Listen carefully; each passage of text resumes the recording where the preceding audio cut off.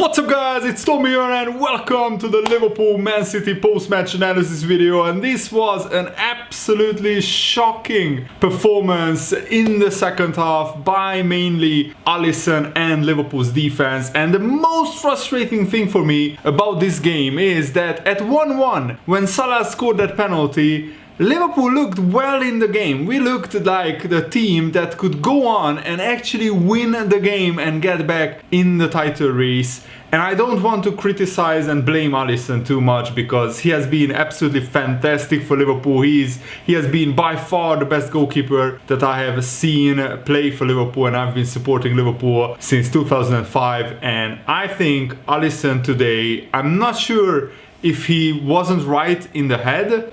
He was ill in the previous game, he didn't play, and I'm not sure why, but he made so uncharacteristic huge mistakes. You cannot gift any team a goal like that, never mind 2 goals, and never mind to the best team in the country right now, Manchester City. I'm not ashamed to say it, but right now Man City look like Premier League champions. They will probably very deservedly win the title, and Liverpool at the moment are a top 4 team in the last 38 games. So this is not a blip by Liverpool. The last 38 Premier League games, which equals a whole season, Liverpool collected 72 points, and yes, we scored like 76 goals, something like that, which is around the amount of goals that usually teams score who get the top 4, but we also conceded like 47 goals or something like that, which is just too much, too many goals conceded. And also 72 points, that's barely top 4, that's like 4th, 5th place, depending on which season we are talking about. So Liverpool are right now a top 4 team. We are not a title challenging team. We have to face the fact, and the main reason of course are injuries. I will put a graph up for you guys if I don't forget in the post-production. Liverpool started this season, on average 2 players were missing each game, that's fine, and then injuries just skyrocket, and we are now at 7 injuries or 8 injuries per game on average, which is just too many. No team who are missing 7 or 8 first team players consistently every game, no team will perform at the same level, and Liverpool's level dropped off too much. That's not an excuse for not beating the likes of West Brom, Brighton, Burnley, because Liverpool's season are not in a very difficult moment because of this game, because Man City right now are a better team than Liverpool. Frustrating thing is that until Alisson absolutely gifted 2 goals to Man City, they didn't look like the much better team in this particular game. But of course, when you are low on confidence and your best goalkeeper, one of the most reliable players in your team, just gifts 2 goals to the opposition, of course the players' confidence will be shot, and Liverpool were just going through the motions. We just fell apart in the second half. And that's very uncharacteristic of Jurgen Klopp's teams usually, but this season Liverpool fell apart too many times, and you can blame injuries, you can blame fatigue. Problems create more problems because of the injuries, and that creates even more problems. I think what Liverpool should do from now on going forward, let's just draw a line in the sand, if you like, and change things up, because right now if we carry on in the same vein, then we are in free fall at the moment. That's 3 losses in a row at home. That's the first time it happened since the 1960s. So the first time in like 60 or 55 years, whatever it is, that Liverpool lost 3 home games in a row. And no wonder we are playing in empty stadiums. Anfield is special because of the fans. When there are no fans in the stadium, it's just a grass and an empty stadium, so that's not intimidating for the away teams, and no wonder that Liverpool, of course, lost their unbeaten run when there are no fans in the stadium.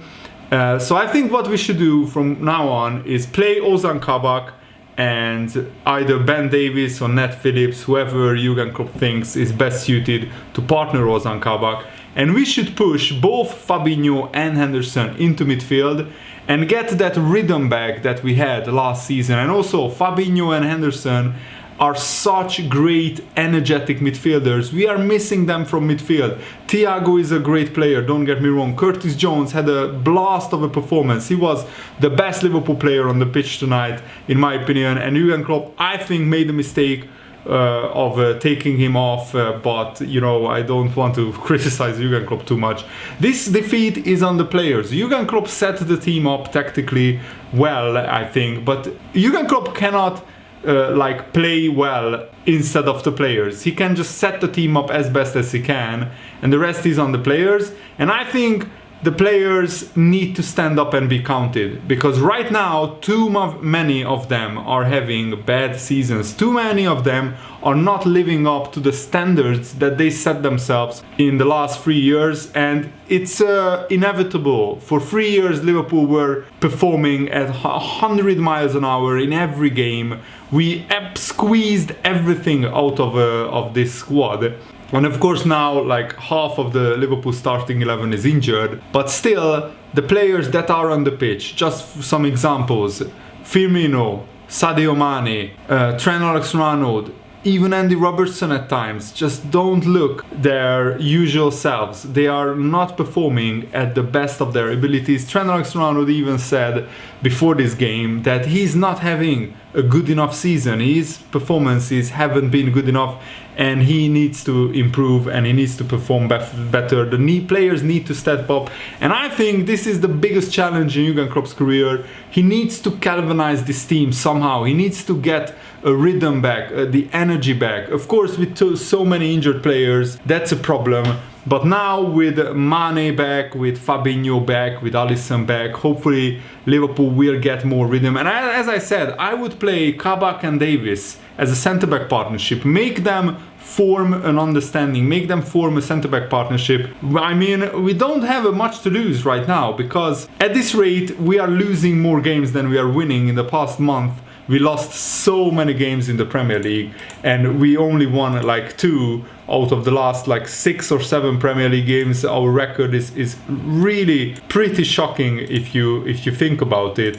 In the last 10 games, Liverpool have just 3 wins, and we collected 12 points. In the past 5 games, we just have, as I said, 2 wins, 3 losses. So I think Kabak and Davis could perform and form a good partnership. And then with Fabinho and Henderson, we would have so much more energy in midfield. We would have so much more like impetus going forward. And also both Fabinho and Henderson would be brilliant at protecting that back four.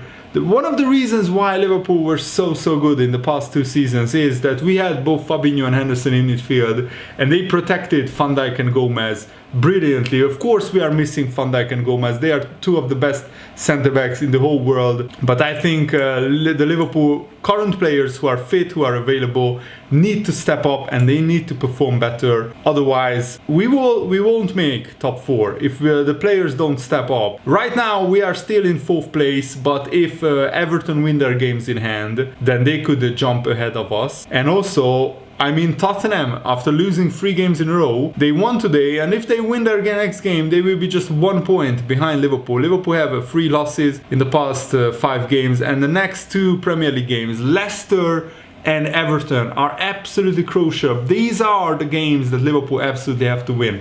Leicester and Everton are our direct rivals for the top 4 right now. I think we should forget about the title. That's Man City's, I think, and probably we won't catch Manchester United as well, because Man United don't have as many injuries, so they will probably finish in 2nd place. We should target 3rd place right now. And also we should go all out and try and go deep in the Champions League. But right now on this form, Liverpool really don't look like a team who can challenge for the Premier League title or the Champions League. We should really try to get as many players back from injury. And as I said, my solution would be to play Kabak and Davis or Kabak and Nat Phillips at the back, push Henderson and Fabinho into midfield, and try to give as much protection to the defense, and also to try and get Henderson and Fabinho's energetic displays into midfield, and hopefully that will galvanize the team even more. So yeah, let me know what do you think about the game, what did you think of the Liverpool performance. Man City played really well in the second half, but I think only after Alisson gifted them 2 goals, and they got so much confidence from that, and Liverpool's confidence of course was shot to pieces. Without Van Dijk and Matip, Liverpool and Gomez, Liverpool can't really defend set pieces well, and without both of them we are not a threat from set pieces. Liverpool were the highest scorers from set pieces in the past like 1.5 seasons, but without Matip and Van Dijk, Liverpool have almost absolutely nothing to offer from corners, and we are also very nervous defending corners, and this defeat was in part due to the psychological fallout of losing at home to Burnley and Brighton, of course, who averaged 3 inches taller per player. So every player on average from Brighton and Burnley were 3 inches taller than Liverpool players. And Liverpool solved the issue of being rubbish at set pieces when Jurgen Klopp arrived by buying technical players who are also tall. So Matip, Van Dijk and Fabinho. We went from the worst team from set pieces to the best team, but now we are back to a team that can be bullied from set pieces, and not through character or the lack of organization, but through physical limitations. Liverpool's current team are just not tall enough, not robust enough. Getting Henderson and Fabinho into the midfield again will probably help, but neither comes the issue of and then comes the issue of blooding the new centre backs in. I think we should start playing Kabak at least against Leicester. But Jurgen Klopp will be faced with a tough situation, because these next games are so important. Do you test Kabak in such big games like the Leicester game or the Leipzig game? That will be very interesting to see. So let me know what you think about everything that we talked about in the comments below, and thanks for watching guys. Hope you enjoyed this. See you later. Goodbye.